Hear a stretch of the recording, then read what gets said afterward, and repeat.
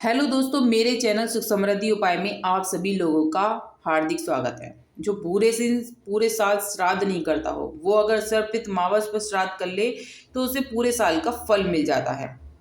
श्राद्ध पक्ष में अमावस का बहुत ही महत्व है। यह पितरों को विदा करने की अंतिम तिथि होती है। अगर कोई श्राद्ध तिथि से किसी कारण से श्राद्ध न कर पाया हो, फिर श्राद्ध की तिथि मालूम ना हो, तो इस दिन श्राद्ध किया जाता है। इस तिथि के बारे में एक कथा कहानी भी है, जैसे कि सुनते हैं। देवताओं के पितृगण जो थे अग्निश्वात, जो सोमपत लोक में निवास करते थे, उनकी मानसी कन्या थी अच्छोदा। वह एक नदी के रूप में अवस्थित हुई और मृत्युंजय पुराण में अच्छोद सरोवर और अच्छोदा नदी का जिक्र मिलता है, जो कि कश्मीर में स्थित है। एक बार अच्छोदा ने 1000 वर्षों तक तपस्या की, जिससे प्रसन्न होकर देवताओं के पितृगण अग्निश्वात और बृहस्पति अपने अन्य पितृगण मावसों के साथ अच्छोदा को वरदान देने के लिए आश्विन मासविन अमावस्या के दिन उपस्थित हुए। उन्होंने अच्छोदा से कहा कि पुत्री, हम सभी तुम्हारी तपस्या से बहुत प्रसन्न हैं, इसलिए जो चाहो वर मांग लो। लेकिन अच्छोदा ने अपने पितरों की तरफ ध्यान नहीं दिया और वह अति तेजस्वी पितृ अमावसु को अपलक निहारती रही।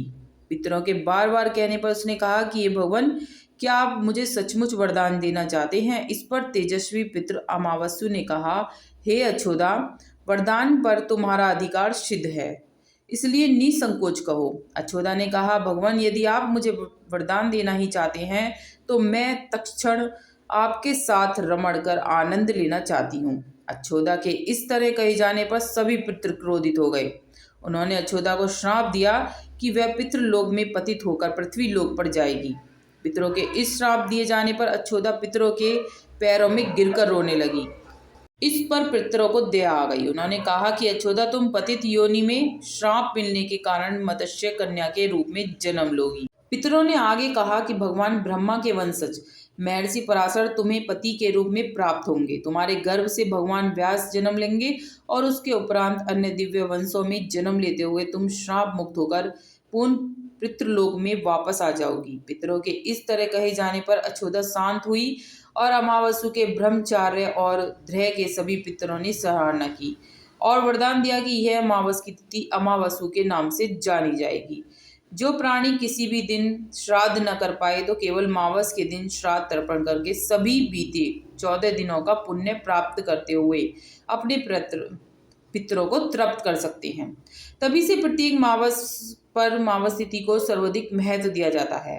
यह तिथि सर्वप्रथ श्राद्ध के रूप में मनाई जाती है।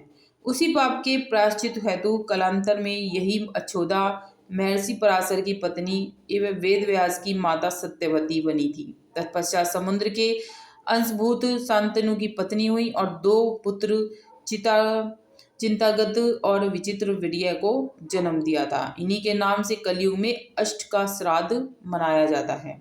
पितृमावस पर जरूर उपाय भी करने चाहिए, इससे हमारे घर में सुख समृद्धि रहती है और पितृ खुश होकर विदा होते हैं।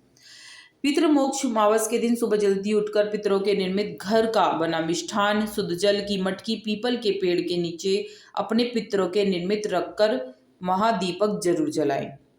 पितृपक्ष जो मावस वाला दिन होता है, उसमें कुपत काल के समय अपने पितरों के लिए गाय को हरी पालक जरूर खिलाएं। इससे फिर जो पितर हैं आपके, वो बहुत संतुष्ट रहेंगे। या फिर आप ऐसा कर सकते हैं कि मंदिर में जाकर आप ब्राह्मणों को अमान्य दान जरूर दें, या फिर पितृमावस पर आप जो चांदी है उसका भी दान कर सकते हैं और एक तेल का दिया जरूर जलाएं। चौमुखा दीपक लें और सूर्यास्त के बाद घर की छत पर दीपक रखें और ध्यान रखें कि मुख दक्षिण दिशा में उसका होना चाहिए। ऐसा जरूर करें। 4 मुखी दीपक जलाना है आपको और उसका दीपक का मुख आपको करना है दक्षिण की तरफ ही। वीडियो उपयोगी लगे तो लाइक जरूर करिएगा, सब्सक्राइब जरूर करिएगा चैनल को, जिससे आगे वीडियो मिलती रहें, और कमेंट्स में जरूर लिखिएगा जय माँ लक्ष्मी।